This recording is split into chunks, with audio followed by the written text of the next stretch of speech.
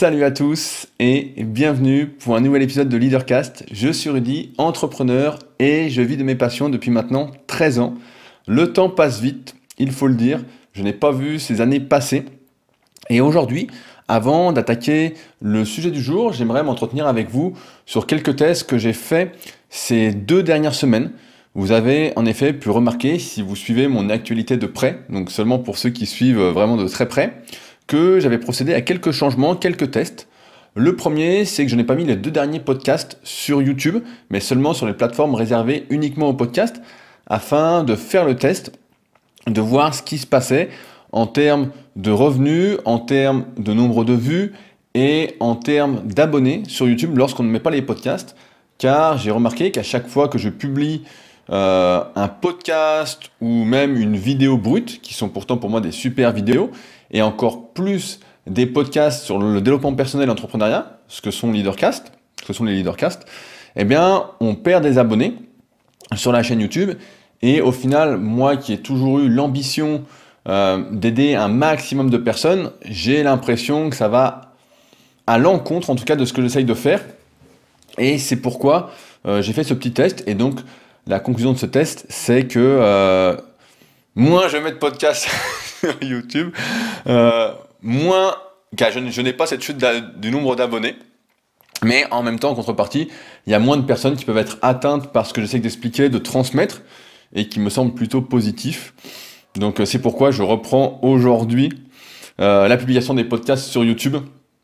Donc pour ceux qui sont sur YouTube et qui écoutent aujourd'hui ce podcast-là, n'hésitez pas à aller écouter les 2 précédents sur SoundCloud, sur Apple, ou sur n'importe quelle application de podcast. Normalement, ils sont pratiquement partout, sauf sur Spotify. Il faudrait que je m'en occupe, mais il faudrait encore payer pour les mettre dessus via des applications tierces.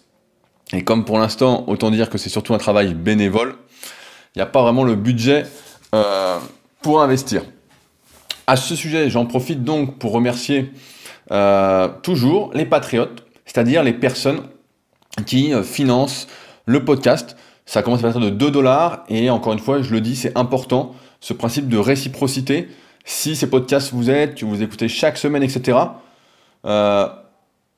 ayez conscience de la valeur que ça a et combien ça mérite pour vous, en tout cas, de pouvoir les écouter, de vous remettre en question chaque semaine, etc. Moi, je pense que c'est important, aujourd'hui, dans cette démarche un peu artistique, on va dire, je ne sais pas si c'est le terme exact, mais de soutenir ce qui nous aide, même si c'est gratuit. On a toujours l'impression que quand c'est gratuit, c'est gratuit. Et souvent, là, en marketing, quand c'est gratuit, c'est que c'est vous le produit.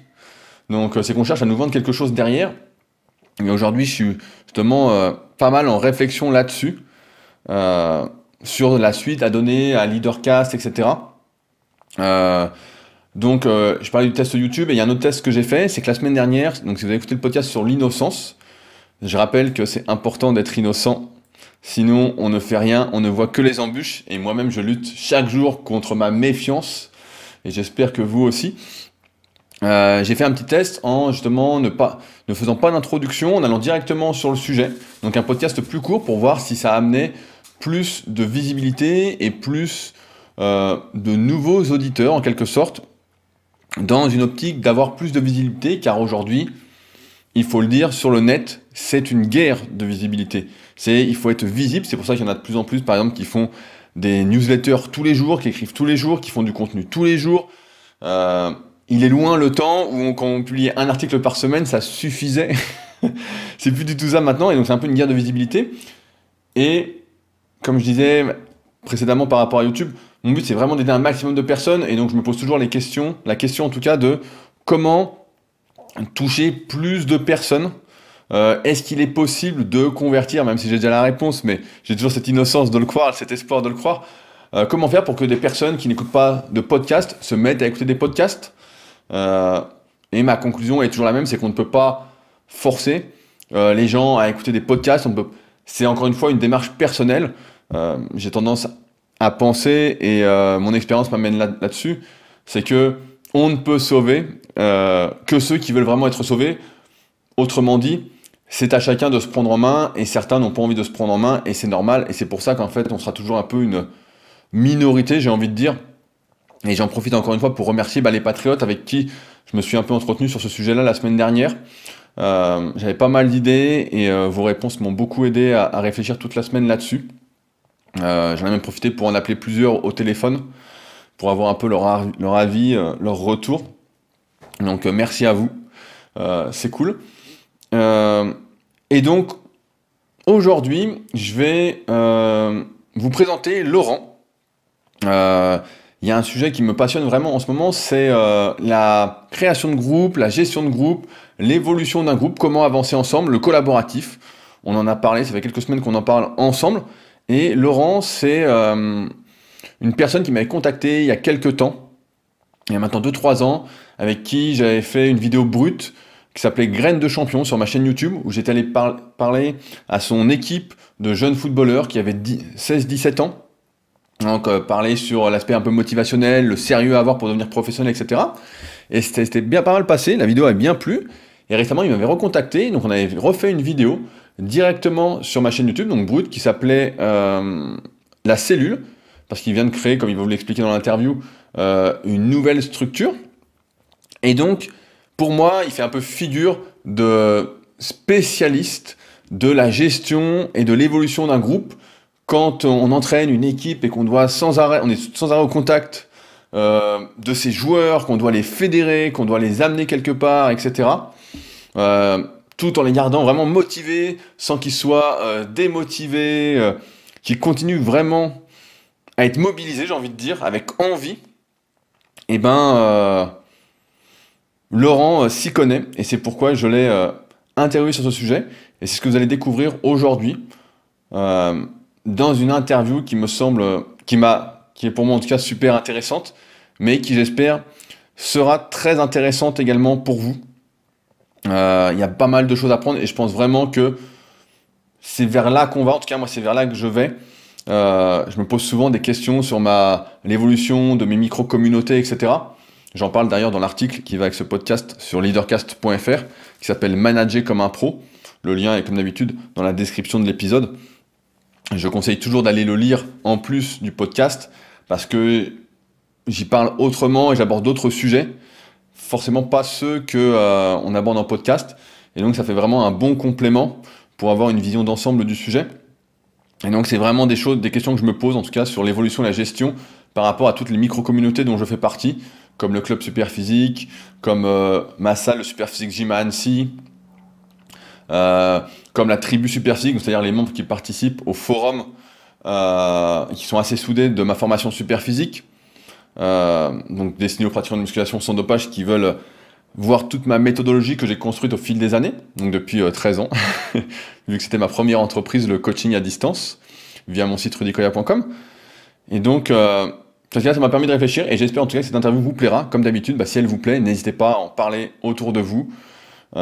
C'est hyper important. Je pense que, encore une fois, que l'avenir dans le collaboratif, en tout cas, c'est vers là que je vais tendre et je vais essayer de lutter contre la corruption ambiante qui me pousse à aller vers cette prostitution qui me dérange de plus en plus. Mais de toute façon, on en reparlera prochainement ensemble. En attendant, je vous laisse découvrir cette interview et nous, on se retrouve donc la semaine prochaine pour parler un peu plus longuement entre nous, en détail. J'ai eu plein d'idées en ce moment, je suis hyper productif, je sais pas ce qui se passe, donc ça promet de belles histoires ensemble. Sur ce, donc on se retrouve la semaine prochaine pour un nouvel épisode. Salut!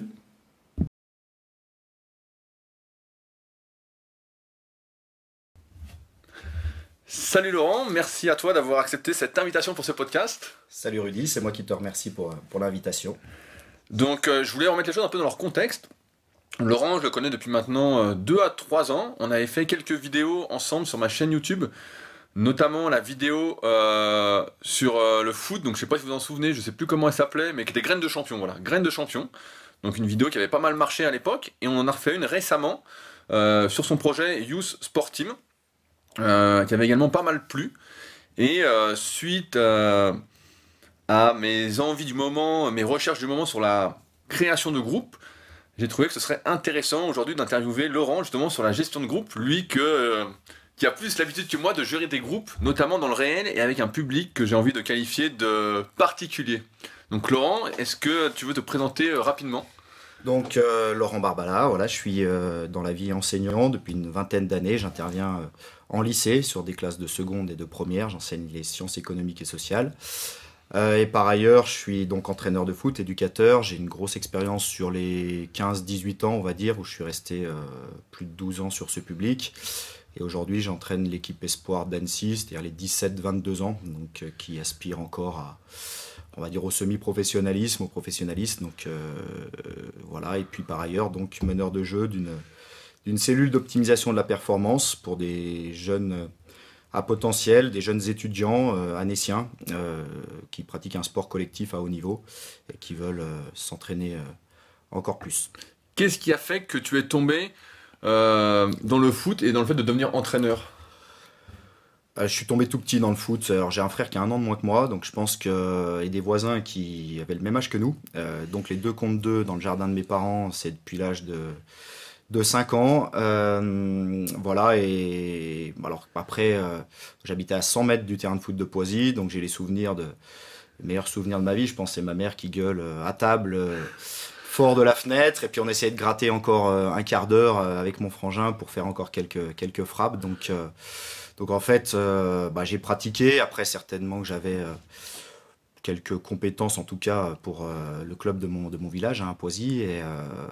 Et voilà. Et donc après, tu fais une carrière de joueur, tu as envie de transmettre ce qu'on t'a donné. Et finalement, très vite, parce que j'ai finalement arrêté le foot à 27 ans, je pense que la passion de transmettre est devenue plus forte que celle de jouer. Et donc là, tu jouais où jusqu'à 27 ans? Moi, j'ai toujours joué au niveau départemental. Puis j'ai commencé à être éducateur à 22 ans. Pendant 10 ans, j'ai fait mes classes avec les poussins de Poisy, donc les 8-10 ans. Donc je sais pas si on peut dire que ça, mais je suis vraiment parti de la base, hein, d'en bas. Moi, j'avais pas fait une carrière de joueur à haut niveau. J'ai commencé par entraîner les petits, puis après les 15 ans, puis les 18 ans. J'étais investi dans le club, puis dans ces clubs-là, c'est vrai qu'au bout d'un moment, par contre, tu as fait le tour. Après, les plus grands clubs entendent parler de toi et de ce que tu fais. Et donc, le club d'Annecy, il y a 11 ans, m'a sollicité. Et forcément, j'avais envie, le besoin de voir autre chose à un niveau plus élevé. Et pareil, j'ai petit à petit évolué dans le club et j'ai entraîné 5 ans les U17 nationaux, donc le plus haut niveau français pour les U17. Voilà. Est-ce que tu as passé des diplômes en tant qu'éducateur pour le foot? Bien sûr, je me suis formé petit à petit. Donc, le district de football fait passer des diplômes et aujourd'hui, j'ai un brevet d'État. Donc, ok, tu as le brevet d'État de oui, foot alors. exactement, qui s'appelle aujourd'hui le BEF, mais c'est le brevet d'État. Voilà. Ok, donc c'est Annecy qui est venu te chercher. Donc ça, Oui, c'est quand même assez... c'est par le réseau. C'est un copain qui était coach qui venait aussi de signer à Annecy. Il avait entendu qu'Annecy cherchait encore un coach pour les 18 ans à l'époque. Et on avait fait une soirée quelques temps avant. Il avait entendu parler que j'avais envie de changer d'air et il a parlé de moi au club. Je ne connaissais pas spécialement, les dirigeants ne me connaissaient pas spécialement non plus, mais ça s'est fait un peu par le bouche-oreille. Ils ont pris des renseignements. T'as pas eu peur de te dire je vais entraîner directement les U17 nationaux? Alors j'ai commencé par des U18 ligues. Ensuite, je me suis concentré sur le sport-études un petit peu pour le développer, pour qu'on ressemble de plus en plus à un centre de formation. Et j'ai eu les 17 nationaux au bout de 3-4 ans à Annecy. Peur, non, parce que je pense que si j'avais eu peur, je pense que je l'aurais pas fait du coup. Non, moi je pense de toute façon il faut se lancer au bout d'un moment. Et puis, c'est vrai, non, je me sentais prêt. C'est-à-dire que voilà, j'ai quand même ce besoin quand je me lance dans un projet de me sentir prêt. Et là, je sentais que je pouvais bien faire les choses. Donc, on est parti. Et puis dès la première saison, on a réussi à faire 6e sur 14, donc, ou 6e ou sur 14. Ça faisait le deuxième club amateur de toute la zone, tout le quart est de la France. Donc, avec des belles performances. Puis on a enchaîné les saisons suivantes. Donc c'est là que ça m'amène un peu à la première question dans la gestion de groupe. Tu m'avais contacté à l'époque pour que j'intervienne justement un peu extérieurement sur un peu la motivation auprès de tes joueurs. Et justement, moi je me pose la question, pour moi les U17, je me dis c'est un public difficile entre guillemets à gérer, où il y a peut-être pas mal de conflits. Alors, moi j'enseigne en lycée depuis l'âge de 20 ans, donc j'avais à la limite 23 ans quand j'ai commencé avec des jeunes de 17 ans en face de moi. Et en fait, c'est un peu mon quotidien. Alors, j'ai du mal à voir pourquoi c'est difficile. Et au contraire, je trouve cet âge extrêmement passionnant parce que en fait, l'éducateur, il a un impact extrêmement fort. C'est parce que voilà, c'est un âge où l'adolescence, c'est un peu une renaissance, où bah, les parents, l'école, ça commence à les saouler un petit peu. Et donc finalement, quel est peut-être l'adulte qui a le plus gros impact? Tu vois, c'est peut-être l'éducateur de football. Et donc je trouve que voilà, je trouve que c'est un âge passionnant parce que du coup ils sont réceptifs contrairement à ce qu'on peut croire. Et par contre, ils n'ont pas encore comme des seniors plein d'idées reçues. Voilà, ils sont encore frais quand même. Donc Tu trouves que justement ils font preuve de cette innocence dont je parlais dans un récent podcast? exactement. Voilà, et c'est exactement ça. Ils savent pas de quoi ils sont capables, donc en fait ils y vont et puis... Ouais, puis c'est encore l'âge de tous les possibles en plus, 16-17 ans. Et voilà, ils rêvent encore. Bon, forcément, plus quand ils sont à Annecy, qui jouent plus au niveau français, qui vont jouer contre Lyon, contre Saint-Etienne. Forcément, en plus, voilà, voilà, ils vivent leur rêve de haut niveau. Nous, on essaie même de leur expliquer que c'est pas un aboutissement de faire une saison U17 nationale, c'est un tremplin, peut-être même pour la suite. Mais du coup, non, franchement, voilà, c'est un public. Je pense qu'il y a beaucoup de craintes, évidemment, parce que les adolescents, ils peuvent avoir en effet des comportements un peu atypiques, qui sont un petit peu plus démonstratifs, parce que le langage peut parfois faire peur, mais je crois que voilà, il y a beaucoup de croyances. Je crois que tu évoques souvent ça dans tes podcasts sur l'adolescence, mais voilà, il faut savoir que c'est des enfants, leur faire croire que tu les traites comme des adultes, mais toi tu sais bien quand même que c'est des enfants, quoi. Donc, Ouais, non, c'est une sacrée gestion. Comment ça se passe si... est-ce que c'est déjà arrivé, par exemple, que deux joueurs s'engueulent, se battent? ouais, j'ai jamais. Bah, sans gueule, ça arrive régulièrement, et j'ai presque envie de dire que tu parles beaucoup du paradoxe un peu parfois compétition, collaboration dans les podcasts. Bah, une équipe de foot, c'est à la fois des collaborateurs parce qu'il faut qu'on batte les adversaires, mais en même temps, mes joueurs sont en concurrence entre eux la semaine. Parce que le week-end, sur 20 ou 22, je peux en choisir que 11 titulaires, 3 remplaçants, enfin 5 remplaçants, mais il n'y en a que 3 qui vont rentrer. Donc forcément, il y a des frictions parce que ils ont envie de participer au match du week-end. Donc pour ça, il faut se montrer. Ça peut générer parfois un petit peu de la tension. Mais après, nous, on est là pour réguler évidemment cet aspect-là. Mais je pense qu'un groupe, s'il se passe quelque chose, c'est bon signe. De la friction, de l'émotion, c'est le jour où il se passe rien en fait que c'est pas bon signe si tu veux. Et donc tant qu'à l'entraînement, il y a de la vie. Voilà, qu'il y ait des engueulades, des bons moments, etc. Je pense que c'est plutôt bon signe. C'est le jour où tu sens que ton groupe il est plat, tu vois, et que là il faut s'inquiéter, je pense. C'est comme si tu sentais qu'ils avaient plus envie en fait d'avancer ensemble? Ouais, je pense que ce serait ça, ou soit il y aurait une usure de mon discours, soit il y aurait une usure en effet entre eux voilà, d'avoir déjà vécu des saisons, et peut-être ce qui est difficile aussi quand tu es manager, c'est de changer les choses quand tout va bien. Et dans la gestion de groupe, et parfois une erreur, je pense qu'on peut faire, parce que c'est difficile, c'est quand tu accumules les victoires, bah, tu changes pas. Et je pense que tu le payes un jour parce qu'un groupe il a besoin de renouvellement, il a besoin de fraîcheur. Alors c'est très difficile, je trouve, de changer quand tu gagnes, mais je pense que c'est une nécessité. Et ce qui incarne bien, par contre, dans le sport, ça, c'est le handball français qui est impressionnant. Il cumule les victoires depuis des années, ou les podiums depuis des années. Parce qu'il y a une espèce de changement malgré ça, mais dans la continuité, est-ce qu'ils arrivent à passer le relais aux anciens? Mais je trouve que c'est très très fort ce qu'ils ont fait, de gagner sur la durée comme ça, enfin d'être performants sur la durée comme ça. Mais ils arrivent quand même à... Voilà, pourtant l'équipe est toujours renouvelée, ils gagnent quand même, mais je pense que c'est justement peut-être parce qu'ils arrivent toujours à incorporer du sang frais, qu'ils arrivent à gagner. C'est vrai que ça c'est fort, parce que c'est pas facile de se séparer de joueurs quand ça gagne. C'est quelque chose de... Mais je pense qu'il faut, en tant que manager, sentir qu'on ne gagnera plus avec le joueur. On a gagné avec, mais peut-être qu'on ne gagnera plus avec, et ça par contre c'est difficile. Bah, j'ai tendance à penser que ce qui lie un groupe, c'est un peu les valeurs, la mission commune en quelque sorte, et qu'après, quand tu recrutes un joueur, en fait, tu recrutes d'abord une personnalité plutôt qu'un talent peut-être? Je sais pas comment ça se passe. Alors, au foot. ce qui est sûr, c'est qu'il y a un groupe, comme tu dis, c'est les valeurs et c'est un projet. Alors pour nous, au foot, ça va être un projet de jeu, c'est une façon de jouer ensemble. Parce qu'on va dire, les gars, il faut bien vivre ensemble, il faut gagner ensemble. C'est comment on va gagner, et on va gagner parce qu'on va essayer de mettre ensemble un projet de jeu dans lequel on va prendre du plaisir et qui vous correspond et qui va nous amener à la performance.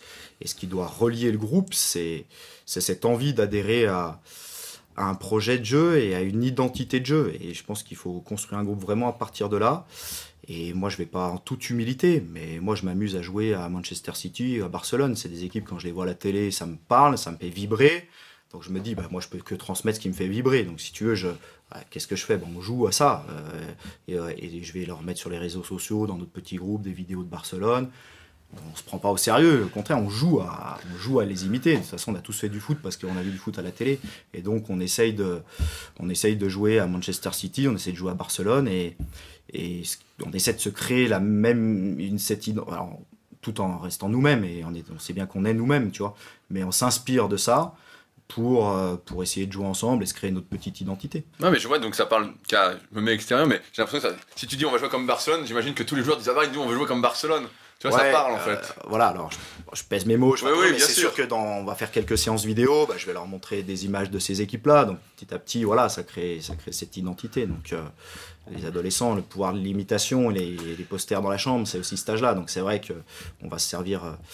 Est-ce que tu as déjà dû te séparer de joueurs qui n'adhéraient justement pas à la vision, qui n'arrivaient pas à se mettre dans le groupe, qui étaient peut-être trop individualistes? Ou tu essayes toujours de les rattraper psychologiquement et de les refaire adhérer?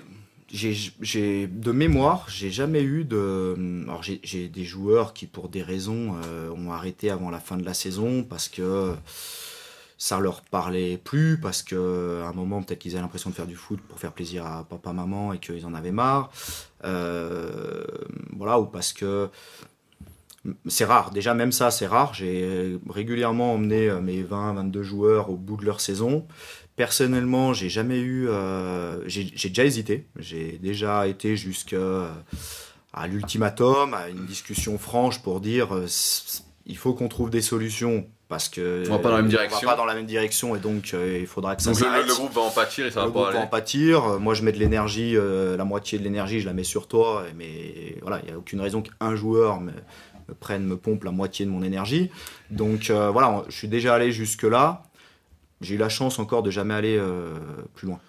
Il y a une chose, tu parlais de la taille des groupes, pour moi, qui est par contre fondamentale. C'est-à-dire que il y a une tendance dans le foot à surdimensionner ces groupes, je trouve, qui est incroyable. Et un match, c'est 11 joueurs qui ont tous envie de jouer, 3 remplaçants. Les 3 remplaçants, tu sais déjà qu'ils vont faire la gueule. Ceux qui vont être remplacés, des fois, vont faire la gueule. Donc voilà. Ceux qui ne jouent pas, que tu n'as pas pris le week-end, vont faire la gueule. Donc plus tu dimensionnes ton groupe, plus il y a de personnes qui font la gueule. Et je comprends pas. Et tu te mets toi-même en plus en porte-à-faux, parce que si jamais en plus tu perds 2 matchs, tu vas devoir, t'as pris 27 joueurs, donc tu vas devoir changer. Même si tu penses que peut-être qu'ils sont moins bons, mais tu vas te mettre toi-même en difficulté. Et c'est vrai que la dimension du groupe, pour moi, j'essaie de pas dépasser le nombre de joueurs. Allez, tu te dis quand même, les 14, ils ont participé, ils seront quand même contents, tu vois. Tu sais que tu vas pas faire une saison à 14, mais je trouve que 21, 22 joueurs pour faire une saison, c'est un grand maximum, parce qu'après tu leur mens, tu sais que tu vas pas les concerner. Et je trouve qu'emmener dans un groupe quelqu'un que tu vas pas concerner, franchement ça sert à rien, et c'est celui-là qui va faire la gueule, qui va traîner des pieds, qui va peut-être contaminer en plus d'autres mécontents autour de lui. Et donc je pense que surtout chez des jeunes, je pense que quand on constitue un groupe, il faut que tout le monde participe. Il faut pas mentir aux gens, ils vont pas participer tous de la même façon, ils ne sont pas tous aussi importants, c'est pas vrai. Je veux dire, ce serait leur mentir. Par contre, ils vont tous participer quand même. Est-ce que tu leur dis, vous êtes à certains, je compte moins sur toi ou... Ouais, je trouve que c'est très important. Alors moi, j'aime bien travailler sur 2 ans avec un groupe. Quand j'avais les U17 nationaux, je reprenais une génération U16 et je la suivais en U17. Parce que cette première année, justement, te permettait de bien travailler sur ton projet de jeu, en étant un peu moins attaché aux résultats, parce qu'en national, tu es sûr que les résultats vont être regardés, pieds, vont avoir de l'importance au niveau de tout le monde. En U16, c'est un peu plus caché.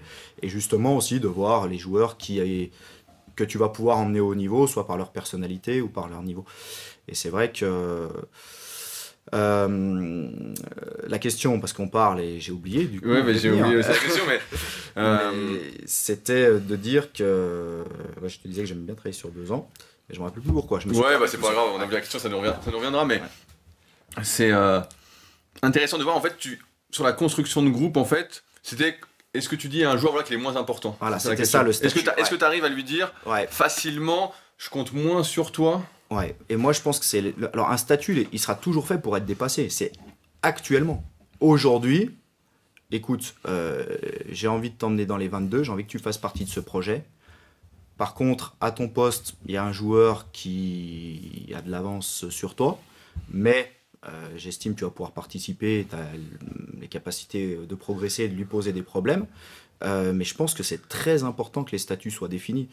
Parce que c'est pareil, l'entraîneur, alors, soit quand tu prends un nouveau groupe, là évidemment tout le monde est sur la ligne de départ, mais quand tu as déjà vécu un an avec un groupe, bien sûr, tu vas refaire une préparation, des choses vont être remises en jeu, mais tu vas pas effacer l'année que tu viens de passer avec ton groupe de ta tête. Donc tu as déjà une idée de ceux qui sont potentiellement titulaires, de ceux qui sont pour l'instant des joueurs de complément. Et donc je pense que c'est important que le joueur, surtout ceux qui ont un rôle de complément, les titulaires, tu ne vas pas leur rabâcher 10 fois, tant mieux pour eux, ils le savent. C'est bien. Mais je pense que c'est très important que les statuts soient bien définis. Ouais.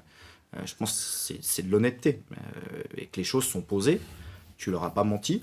Si le joueur il est remplaçant au début, tu l'avais prévenu. Je veux dire, il sait et donc en connaissance de cause, il s'est engagé dans le projet. Donc, Est-ce que ça arrive alors qu'un joueur à qui tu dis bah voilà, tu seras remplaçant pour commencer, se démotive et parte? Ou la vision du groupe si je l'ai emmené, à moi de le concerner un moment. Voilà. Je veux dire, à un moment, les jeunes sont épatants. Hein. Parfois, voilà, ils sont capables de faire des kilomètres pour rester sur le banc de touche, leurs parents avec.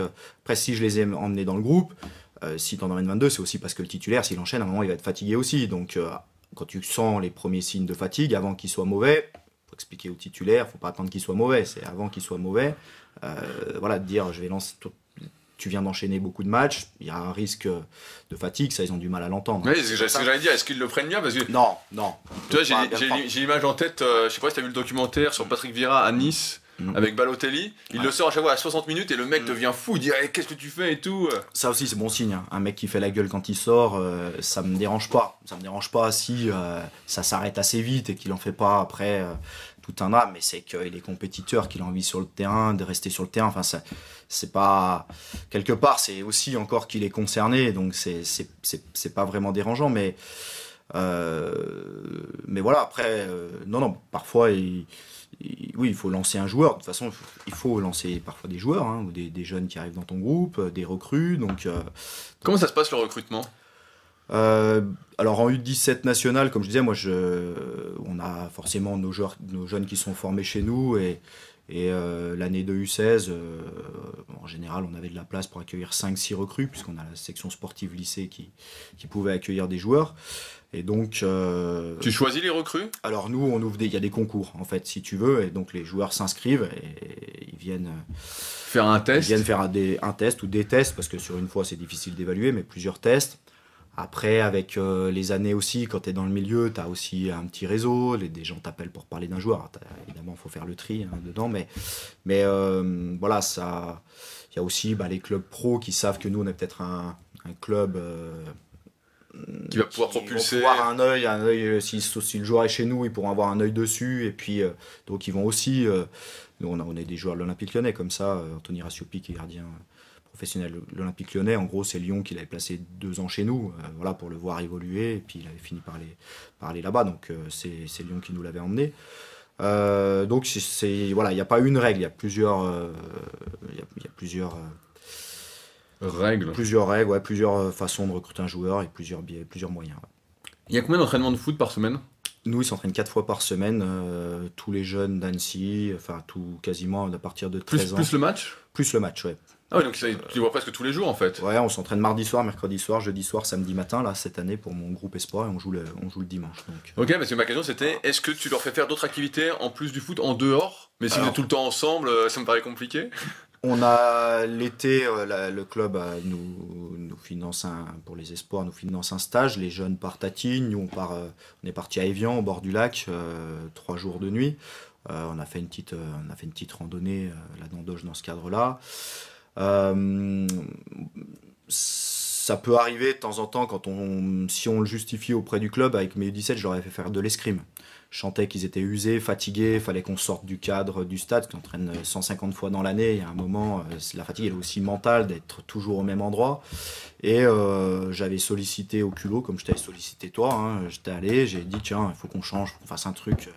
J'avais argumenté ça auprès du club et enfin là pour le coup en plus, voilà, ça c'était du coup on avait fait l'activité.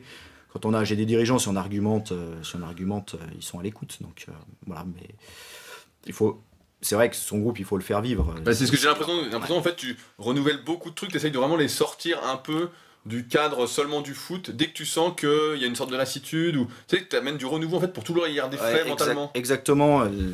Là, par exemple, en ce moment, on s'entraîne le soir, à 19h, il fait froid, et on a eu l'opportunité d'avoir un gymnasium, donc on a continué à faire du foot, mais le futsal, c'est quand même un peu différent, c'est un contexte différent, c'est un lieu différent.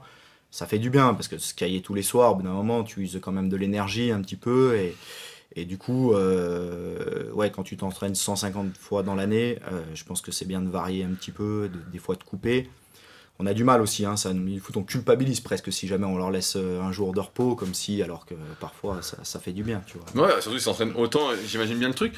Je voulais rebondir sur autre chose, c'est que là on a parlé des joueurs, etc. Mais pour te connaître un petit peu, j'ai l'impression que tu t'entoures également d'autres personnes pour t'aider un peu dans ta mission. Donc par exemple au foot, quand j'étais venu, t'étais pas tout seul déjà à entraîner. Donc est-ce que tu peux nous expliquer comment tu fais pour recruter entre guillemets les personnes qui t'aident et qui t'entourent en fait dans tes projets? J'accorde énormément d'importance au recrutement par exemple de mes adjoints. Voilà, j'ai eu la chance d'avoir des groupes qui ont eu des bons résultats en U17 nationaux, mais tu parlais de défiance et de confiance dans un récent podcast. Dans un récent podcast, le dernier. Et moi, franchement, tu peux avoir deux styles de coach. Un coach qui va avoir peur que l'adjoint lui prenne sa place. Et des fois, tu te dis, ils vont prendre quelqu'un qui va pas leur faire d'ombre. Et voilà, un exécutant.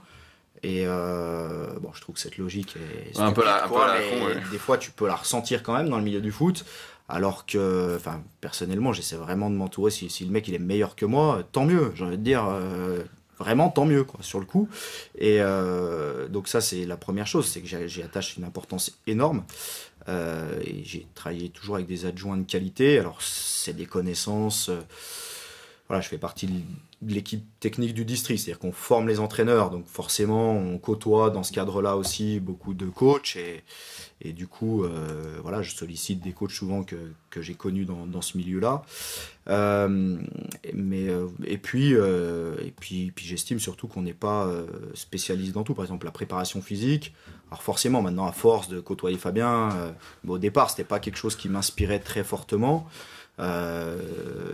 Et je pense que même en tant que coach, quand tu fais un peu de tout, tu te disperses, tu te décrédibilises en fait. Après, tu es celui qui les ramène à l'internat, qui fait la préparation physique, qui fait l'entraînement, qui bientôt... À la fin, t'arrives plus à gérer, quoi. Tu penses plus aller à la mission, à comment jouer. Et voilà, et se concentrer sur l'essentiel. Et du coup, j'essaie de chercher, je t'avais sollicité évidemment, je fais partie des grosses références à la musculation. Je me suis dit, mais j'entraîne à Annecy, il y a quelqu'un à côté de chez moi qui tu fais le modeste, mais voilà, j'ai dit, il faut absolument, je vais envoyer un message, hein, puis voilà, j'ai envoyé un message et non, j'ai vraiment... T'as tout de suite eu conscience qu'il fallait que tu t'entoures pour mener à bien un groupe. T'as jamais entraîné tout seul sans adjoint, par exemple, à part dans tes jeunes années, peut-être? Ouais, dans mes jeunes années, et puis je pense que c'est très important, même pour les jeunes. Je pense qu'une des choses qui ont évolué dans la gestion de groupe par rapport à il y a 50 ans en arrière, tu vois, les coachs, c'était avec moi, c'est tous pareil. Mais chaque joueur est différent et le management, il doit s'adapter à chaque joueur. Et il y a des joueurs qui vont aimer les échanges en particulier avec toi, puis d'autres pas du tout. Enfin, il y a des joueurs qui ont besoin d'être brusqués, et qui vont même aimer ça et qui vont te le dire, et alors que d'autres qui vont pas l'aimer si tu les brusques en public, par exemple. Tu vois, donc chaque joueur est extrêmement différent. Et je pense que moi, je peux avoir des facilités pour des raisons, tu sais pas, hein, la personnalité, je sais pas, à entrer en relation et à faire avancer peut-être 4, 5, 6 joueurs dans mon équipe. Et mon adjoint, lui, ce sera peut-être avec d'autres. Et voilà, j'ai des joueurs aussi qui vont se confier plus facilement à mes adjoints qu'à moi. Donc, non, c'est extrêmement important. Donc, tu fonctionnes toujours à deux sur Minimum. Là, cette année, j'ai même la chance d'être 3, avec quelqu'un qui s'occupe de la préparation physique et un adjoint plus foot, quoi, qui pourrait, le jour où je suis pas là, qui peut prendre la séance à ma place. Ouais, en général, voilà, on a la possibilité à Annecy d'avoir au moins un adjoint, si on peut de temps en temps avoir. L'année dernière, j'avais pas d'adjoint, mais j'avais un préparateur physique qui avait par contre davantage de temps au club. Voilà, après, c'est aussi évidemment les opportunités du club. On a un club semi-pro, semi-amateur, donc forcément, il y a aussi une adaptation un petit peu chaque année. Un de mes regrets, par contre, c'est de jamais avoir trop travaillé dans la durée avec mes adjoints. Chaque année, à cause du budget? À cause parfois de l'instabilité de la situation des personnes. Mon préparateur physique l'année dernière, il est parti dans un club belge pro parce qu'il a une opportunité. Tant mieux pour lui, c'est parfait. Et puis après, parce que parfois quand tu as fait une année d'adjoint, tu as aussi envie de... Et ça, je suis content que derrière, les coachs ont envie de voler de leurs propres ailes et de prendre une équipe en tant que responsable. Pour plusieurs facteurs. Mais c'est vrai que j'ai malheureusement pas trop pu travailler sur la durée. Je pense que ça aurait été intéressant parfois. Bah oui, c'est sûr que c'est mieux si tu nous des. Mais c'est vrai qu'après, tu as des opportunités qui font que. Et comme tu dis, vous êtes semi-pro, semi-amateur, donc forcément, le challenge est un peu limité en fait à un moment. Ouais, exactement. Enfin, on est obligé de s'adapter évidemment, quoi. On n'a pas des contrats sur 3 ans, on a chaque année évidemment. Et toi, alors je pose une question un peu plus personnelle, mais t'as pas l'envie par exemple d'aller dans un plus gros club? Est-ce que, je sais pas, ça te botte pas à un moment de dire, allez, on monte, on y va? Ou tu préfères rester sur les jeunes et pas aller sur les seniors pour monter de niveau? Alors franchement, c'est pas de la fausse humilité, mais comme je te dis, moi j'ai pas fait de carrière, j'ai jamais joué à un niveau professionnel, même dans les hauts niveaux régionaux, donc tout s'est fait... voilà, c'est une passion, je fais mon petit club, après tu fais bien les choses, tu vas dans un plus gros club, a priori tu dois faire pas trop mal les choses pour qu'on te confie les U17 nationaux. Et puis voilà, et puis on fait appel à toi. Donc j'ai jamais eu de plan de carrière, et puis j'ai un métier à côté. Donc si tu veux, j'ai jamais eu de plan de carrière. Voilà, je me suis jamais projeté à 3, 4, 5 ans. Après aujourd'hui, je sais pourquoi je suis fait. C'est qu'en effet, aujourd'hui, je préfère travailler sur des adolescents. Là, bon, cette année, j'ai encore des 17, 22 ans. Ça reste jeune. J'ai pas encore envie d'aller peut-être dans 5, 6 ans, je sais pas, plus tard, mais sur des seniors confirmés. Ça me correspond moins, ça c'est quelque chose aujourd'hui que... Ils ont trop dit zéro reçu peut-être, pour l'instant. Ouais, puis après, soit ce serait retourné peut-être dans des niveaux plus bas, mais alors avec des contraintes de joueurs présents, pas présents à l'entraînement, enfin, à Annecy, t'as quand même le luxe d'avoir des passionnés, toujours là, enfin voilà, des gens, ou alors d'être dans un monde plus pro, mais là je pense qu'il faut avoir une... Non, comme je disais, je pense que le moment où je serai prêt, je le sentirai. Je sens qu'il y a encore des choses à acquérir, que c'est pas le temps, quoi, que c'est pas venu, quoi. Donc non, après, forcément ça fait 11 ans que je suis à Annecy, donc là je suis en plus un petit peu en fin de cycle, donc là je sais pas un scoop, puisque j'ai rencontré mes dirigeants il y a 2-3 semaines pour évoquer l'avenir, et c'est vrai que pour la première fois, j'envisage peut-être, pour la première fois, oui, depuis que je suis à Annecy, un départ du club, parce que j'ai aussi fait peut-être un peu le tour. Ok, donc c'est le mercato, c'est l'annonce du mercato. Bientôt, peut-être, ouais, donc voilà, c'est vrai que je vais prendre le temps de la réflexion, c'est encore un peu tôt. On est mais j'ai l'impression qu'on a des cycles un peu comme ça de 10 ans à peu près. Moi j'ai remarqué, c'est possible, j'avais fait 10 ans en tant qu'entraîneur dans mon ancien club. Ouais, j'ai l'impression que c'est 10 ans à chaque fois pour faire le tour. Là je suis à 10-11 ans, et donc voilà, après avoir, faut voir comment ça se présente, ce qui arrive ou pas. T'as un autre projet que t'as lancé il y a pas longtemps, et je voulais en parler également, parce que c'est de la création de groupe, de la gestion de groupe. C'est Youth Sport Team. Est-ce que tu peux en parler un peu plus? Pourquoi la création déjà de ce groupe, et qu'est-ce que c'est? Alors c'est de l'innocence, et c'est complètement, parce que comment c'est né, c'est très difficile. Alors qu'est-ce que c'est Youth Sport Team? C'est une petite cellule d'optimisation de la performance, on appelait ça comme ça. C'est parce que je me suis rendu compte qu'il y a certains jeunes qui sont extrêmement passionnés, malgré leurs 150 entraînements par semaine, qui ont envie d'en faire encore un petit peu plus. Et donc, c'est de proposer, on va dire, un complément d'entraînement à des jeunes étudiants, parce que quand tu es étudiant, c'est difficile de te payer un préparateur physique à côté. Voilà, ils ont déjà des contraintes les études, plus le club, plus des fois des contraintes de financer les trajets pour aller aux études, etc. Donc c'est une association voilà, qui aide des jeunes étudiants sportifs annéciens à avoir un complément d'entraînement. Alors là-dessus, pour l'instant, j'ai 3 jeunes footballeurs parce que c'est parti évidemment de mon expérience en club, et puis on a créé ça un petit peu pas par hasard, parce que c'est bien qu'il y ait une raison, mais par opportunité. C'est pas un projet qui était mûri depuis 5 ans, hein. Ça s'est fait un petit peu comme ça à l'arrache. C'est des jeunes que j'avais surclassés et je me suis dit il faut peut-être qu'ils travaillent un petit peu plus que les autres, parce que en gros ils avaient 2 ans d'avance si tu es dans leur catégorie. C'est un peu en plus la première fois qu'on faisait ça au club, donc avec quelques résistances. Je voulais un peu prouver à tout le monde que j'avais raison, parce que je suis orgueilleux.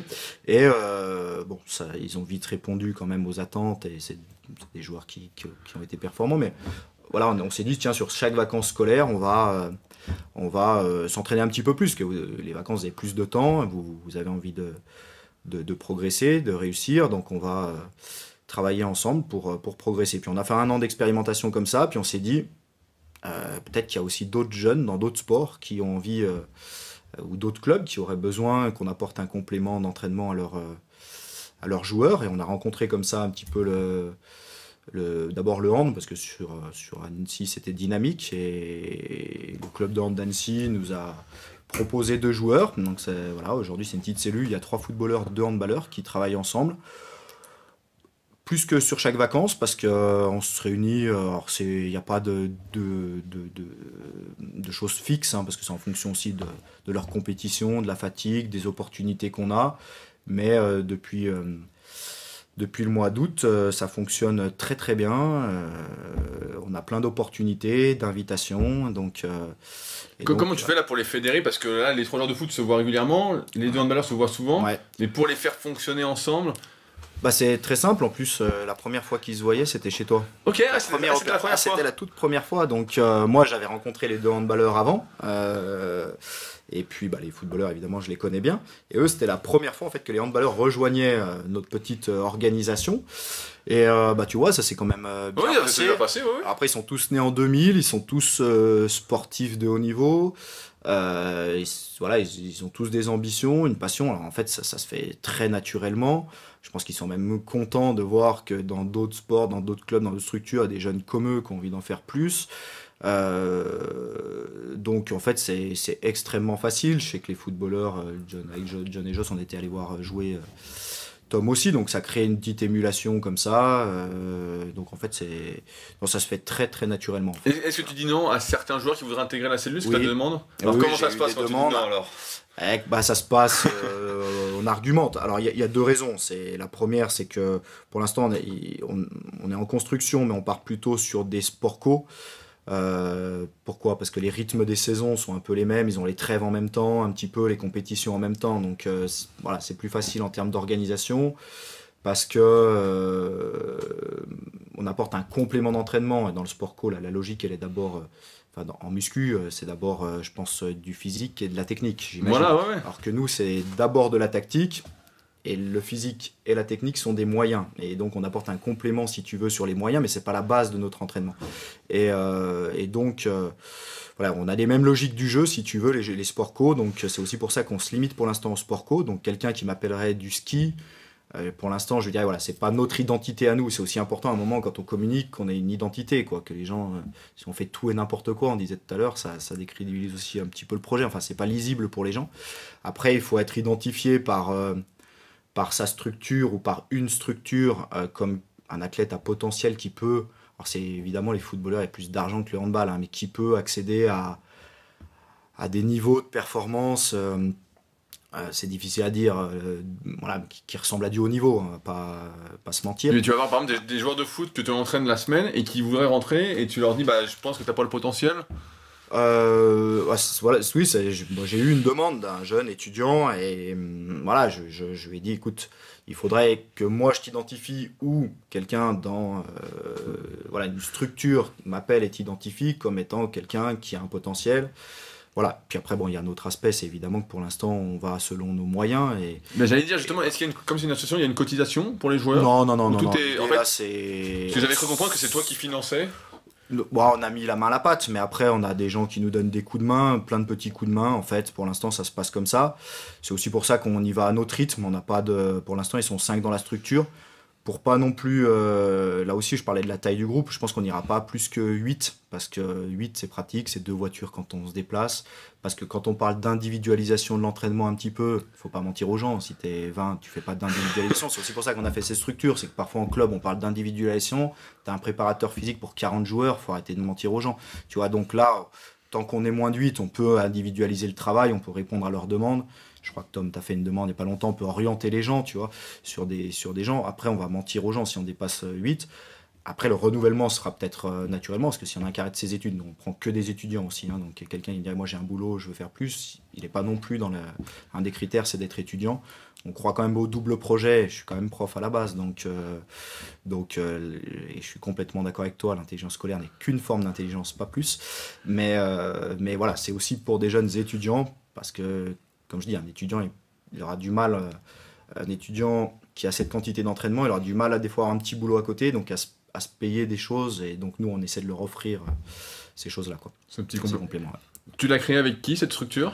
Je l'ai créé au départ donc avec Fabien qui est un collègue, on se connaît depuis 7-8 ans, on s'est fréquenté un peu comme ça. Bon, on a écrit un bouquin ensemble sur l'aspect mental d'ailleurs. Oui, que tu m'avais donné, que j'ai toujours.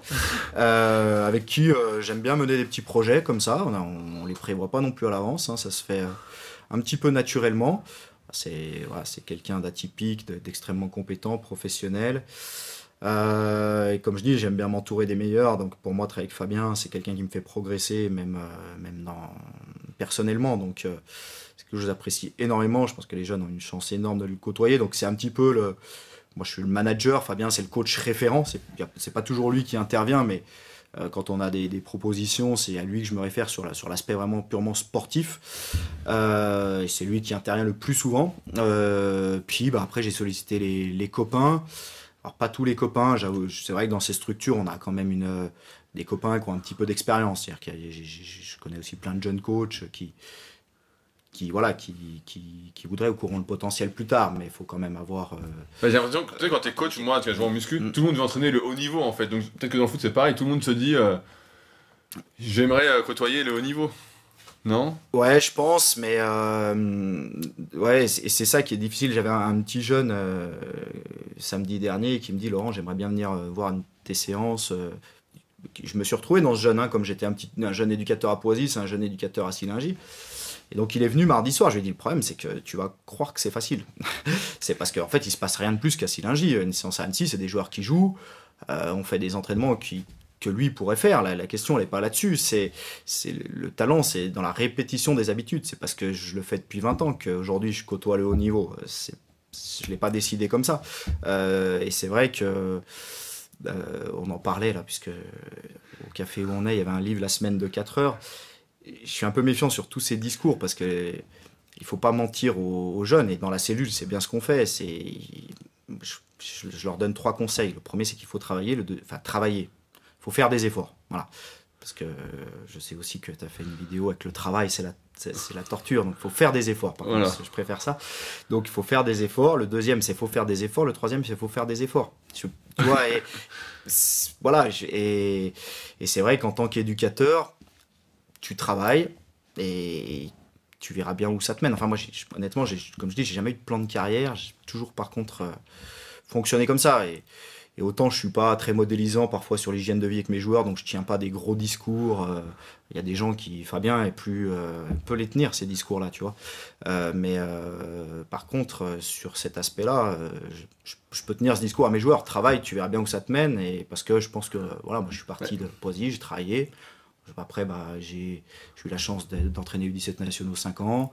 J'ai la chance d'être observateur pour un club de Ligue 1. J'ai la chance qu'on me confie Gérald Passy, qui était capitaine de l'équipe de France, qui passait ses diplômes d'entraîneur. J'étais son tuteur, donc c'était des choses... voilà. J'allais le voir gamin au Parc des Princes et on me dit, tu vas être le tuteur de... Ça fait un choc quand même, tu vois. Mais c'était super, franchement, plein d'humilité. En plus, le mec, alors que voilà, il était capitaine de l'équipe de France, c'était génial. Comment tu fais pour avoir des partenariats? pour développer donc Youth Sport Team. En fait, ça se fait naturellement. Ouais, bah pour l'instant, alors, je disais le projet innocent, c'est qu'on a fait une année un peu entre nous d'expérimentation. C'est sûr qu'au bout d'un an, on s'est dit qu'est-ce qu'on fait. C'est bien sympa, les gars, mais voilà. Et l'année dernière, en plus, ça justifiait même moi vis-à-vis de mon groupe, de mon club, parce que comme je disais, ces gamins, ils étaient surclassés avec 2 ans d'avance. On apportait un complément. C'était de dire bon, voilà, comment on continue cette aventure. Bon, le Youth Sport Team, c'est les gamins qui ont participé au nom, trouver le nom. Je sais plus comment ça s'est fait, mais on a essayé. Voilà, on a fait un petit logo, puis on s'est dit, dans le cadre de notre livre, on avait lancé une association, donc c'était dans la continuité de notre association avec Fabien. C'est-à-dire, on va formaliser une petite structure, on va communiquer autour de nous, parce que la première année, on avait fait ça un peu comme ça, en secret quelque part. Enfin, secret, non, mais de manière informelle. Et puis voilà, puis on a fait un site internet, on a communiqué sur les réseaux sociaux. Des copains nous ont rejoints, voilà, on parlait de tribu, ben après ça fait une petite communauté, ça fait une petite tribu, et puis bah, c'est sympa parce que ça crée des dynamiques, parce que ben, ça crée des opportunités, les gens nous proposent des coups de main, et voilà, on a eu la chance d'aller chez Jérôme Coppel, qui était 3e au championnat du monde de contre-la-montre, qui nous a invités dans son nouveau concept. Kevin nous a invité une soirée et a profilé aussi les joueurs. Enfin, voilà, c'est vrai que depuis 20 ans avec Fabien, c'est là aussi, c'est qu'on a forcément un petit réseau aujourd'hui dans le monde du sport, et qui fait que les copains nous rejoignent dans cette aventure. Ça se fait assez naturellement. Ouais, donc en fait, moi j'ai l'impression qu'en fait, t'es un très très bon communicant. En fait, là, je t'écoute et en fait, j'ai l'impression que c'est plus ta force, en fait, c'est de savoir dire les choses et de les dire, en fait, avec une certaine, comme je peux en parler récemment, avec l'intelligence sociale, en fait. De dire les choses comme il faut. Tu vois, t'arrives à dire à un joueur, bah écoute, tu seras remplaçant, mais je compte sur toi pour t'améliorer, tu vois. Toujours trouver l'angle pour pas vexer la personne et pour quand même l'intégrer au projet et pour lui laisser la porte ouverte de progresser, en fait. Et je pense qu'il faut beaucoup de simplicité, parce que par exemple, quand tu es coach, je suis pas un coach, par contre, je suis un bon communicant, mais ça veut pas dire parler beaucoup. Parce que après, plus tu parles, plus tu annonces des choses, plus tu es prisonnier de tes paroles. Avec moi, ça se passe comme ça, celui qui est en retard, il est remplaçant. Si tu annonces ça en public et que tu as un joueur qui est en retard, mais que c'est ton meilleur joueur, donc annonce pas soit tu les annonces pas, et je pense qu'il faut pas s'annoncer trop de choses, tu vois, parce que sinon, ouais, tu te mets toi-même des barrières, des difficultés. Après, ouais, une capacité à fédérer, ça me semble très important. Forcément, quand tu es le manager, ça fait partie de tes compétences, et il faut arriver à fédérer. Après, tu vois, moi je suis sur les réseaux sociaux depuis 5 ans seulement. Hein. J'ai 41 ans, j'ai découvert Facebook il y a 5 ans. Donc pour te dire que par contre tout ça, j'ai appris complètement sur le tas. Instagram, bah, je me suis mis avec la cellule cet été, je savais même pas ce que c'était. Donc j'apprends. Fabien par exemple, mais voilà, je pense par exemple les réseaux sociaux, on parle beaucoup des mauvais côtés, mais ça permet de faire vivre le groupe en dehors des moments où tu es avec ton groupe. Tu vois, nous on a un groupe avec mes joueurs de foot où on met de temps en temps, je partage des articles, des buts, des images, etc. C'est vrai qu'il y a des joueurs qui disent tu penses à nous même quand t'es pas avec nous. Et c'est bien ça. Tu vois, ils sont contents. C'est vrai qu'il y a un côté comme ça, et parce que je pense qu'il faut le faire vivre. Ça permet de faire vivre des groupes quand même. Ça a quand même cet avantage-là, les réseaux sociaux. C'est un outil, je pense, qu'il faut se servir comme ça. Et Youth Sport Team, on s'en est servi comme ça, et je savais pas prendre une photo. Fabien, les premières Donc photos... t'as changé de téléphone alors. les premières photos, il me dit, mais t'es dégueulasse, Laurent, tes photos, et comme ça, et j'ai appris à peu près faire... Alors pas les... J'ai vu aussi les shootings pro un peu ton là. petit truc brut, ton shooting pro, tu vois, on n'est pas encore à ce niveau-là, mais on fait gaffe à certaines choses, et on a appris sur le tas, et je pense qu'il faut savoir essayer de fédérer, mais je pense avec beaucoup de simplicité, d'authenticité, vraiment, quoi, parce que, vraiment. Authenticité, ouais, c'est le bon mot, je crois, c'est ce qui qualifie bien. Et t'as toujours eu cette facilité, entre guillemets, à être authentique, entre guillemets? Je pense que l'erreur, des fois, ce serait de convaincre les gens, tu vois, parce que convaincre, ça veut dire que tu penses que toi, ton projet, il est supérieur aux autres, ou que tu fais mieux que les autres. Enfin, moi, j'ai rien à convaincre, si tu veux. Moi, par exemple, j'ai un projet de jeu parce que je ressens le jeu comme ça, mais je dis pas que mon projet de jeu, il est mieux qu'un autre coach qui a un autre projet de jeu. Je pense que tu fais déjà bien ce que tu ressens, et donc un autre coach, j'ai s'inspirer du haut niveau, je pense que c'est très important. S'inspirer de quelqu'un, c'est quelque chose. Par contre, copier exactement, je pense que ce serait pas forcément très pertinent. Et donc, j'ai encore oublié la question. Est-ce que tu as toujours eu ce truc d'authenticité ouais, en fait? Et donc, est-ce que dès le début, quand tu entraînais les poussins, tu pouvais dire toi tu joueras pas, mais lui dire de façon intelligente? Ou tu as appris ça progressivement justement? Non, j'ai appris ça progressivement, non, vraiment, parce que quand tu commences avec les poussins et que tu es dans les petits clubs, si tu veux, le truc, tu essaies quand même encore plus de faire participer tout le monde, parce que tu sais que tes joueurs vont pas être professionnels, la logique de plaisir et de loisir est quand même plus importante. Quand tu arrives plus vers de haut niveau, évidemment, la logique de performance et de résultat devient plus important, et que là, tu es obligé de faire des choix qui sont plus fortes. Et non, je l'ai vraiment appris sur le tas. Au début, ne pas faire rentrer un remplaçant qui faisait des kilomètres, moi, je le vivais mal en tant que coach. Moi, je l'ai jamais vécu, en plus déjà en tant que joueur. Je me disais, mais il doit souffrir. Et non, c'est vraiment quelque chose que j'ai appris sur le tas. Et qu'après, avec le temps, par contre, tu sais que ça fait partie du jeu. Et que j'ai envie de dire, si toi, t'es coach et que tu le dramatises, justement, c'est là où tu vas créer un drame. Si tout se fait, justement, tu parles beaucoup d'intelligence émotionnelle. Et je pense que là-dessus, évidemment, il faut avoir cette capacité, quand t'es coach, à susciter des émotions chez les autres, à jouer avec les émotions, à faire preuve d'empathie. Je sais que tu en as parlé aussi il n'y a pas très longtemps. J'ai eu la chance par contre dans mon brevet d'état d'avoir vraiment une formation dans le foot où ils ont évolué. Maintenant on aborde ces sujets-là dans nos formations, la communication, la relation aux autres. Et donc c'était très riche. Puis après évidemment je pense que comme tous les managers, tu es forcément amené à un moment parce que il y a des choses que tu comprends pas, parce que devant la difficulté, soit tu t'arrêtes, soit tu essaies de la surmonter, et tu es obligé d'avoir des actes de développement personnel. Donc voilà, Fabien, préparateur mental, c'est pas mon préparateur mental, mais c'est pas mon préparateur mental. J'ai pas mais c'est quelqu'un avec qui on a pu échanger quand même sur des problématiques personnelles. Et puis après, évidemment, tu as les podcasts de Rudy qui sont extrêmement bien. C'est mon rendez-vous du mercredi midi et c'est super. Et bon, il y a des bouquins, il y a des rencontres. Tu es obligé.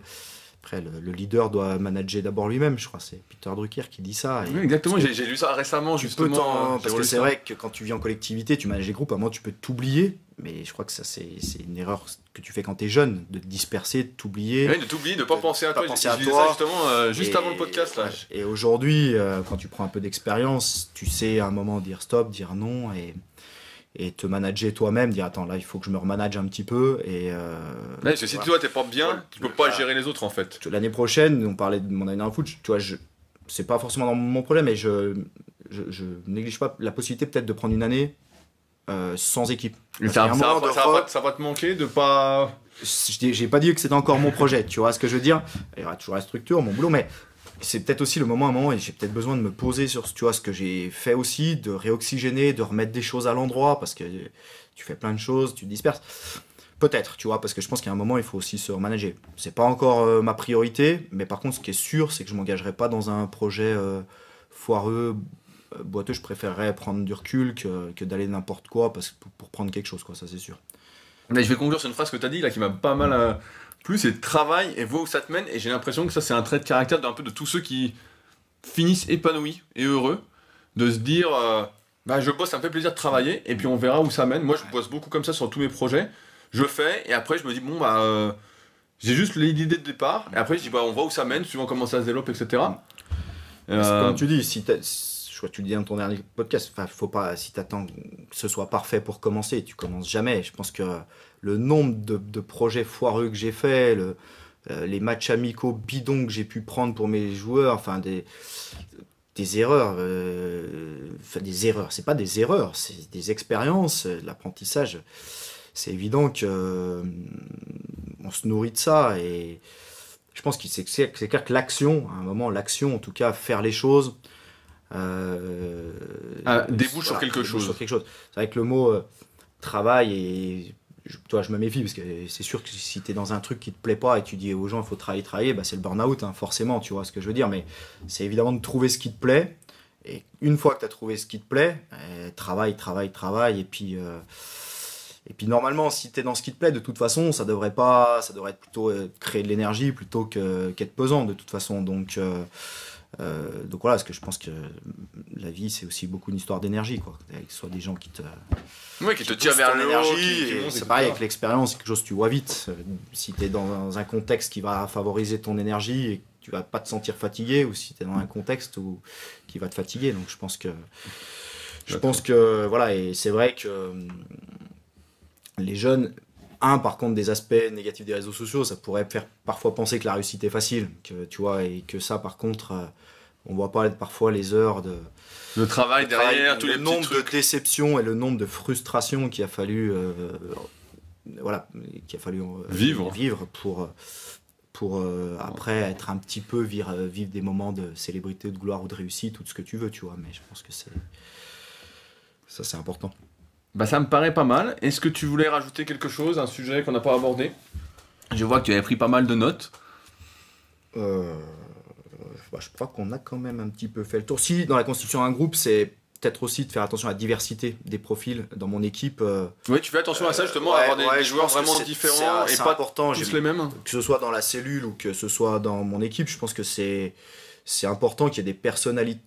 Voilà, il y a un projet commun, mais dans un projet commun, il y a des personnalités différentes, des caractères différents. Il y a des gens extravertis, d'autres qui sont plus réservés. Enfin, je pense que c'est quand même très important de se nourrir de chacune des personnalités. Et je pense que la diversité, il faut vraiment l'avoir.